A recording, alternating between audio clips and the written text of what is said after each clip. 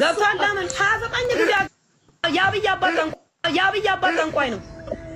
እጅግ በጣም በውርጃ የሚታወቅ ጠንቋይ ነው። የሚገርምህ አብይ ስለ ቤተሰብ የማውራት ሞራል አለው። ጥቅምት ላይ የዛሬ ዓመት ጥቅም ምን የመሰለ አንጋፋ ወንድሙ አዲስ አበባ ላይ ሞቶ ነው የተገኘው። ገብቷል። ለምን 29 ጊዜ አግብቶ የፈታ ሰው ነው አብይ እንዴ! እግዚአብሔር ምስክሬ ነው። 29 ጊዜ አግብቶ ፈቷል። አብይ እኮ እናውቀዋለን እኛ ጠንቅቀን። እሱ ስለ ሴጣን ነው ማለት ማን ሞት ሰጠው በመጀመሪያ ድረስ እሱ እኮ ነው ራሱ በእውነት ገብቷል። ብዙ አብይ አንተ ሞራ ወይ እኔ ማድረግ አንተ የሞተች እናትን ምን ተፈራ ለበስክ? ሁለት ያበዱ ወንድሞችን ለመጀመሪያ ለምን አትሰበስብም? እንደዚህ አባት ጠንቋይ እንደነበር ለምን ለኢትዮጵያ ሕዝብ አትናገርም? አንተ ስለ ሴጣን ከማውራት በፊት እግዚአብሔርን ሰው በቦታ የነበሩ ሰዎች ጭንቅላታቸውን ያዙ።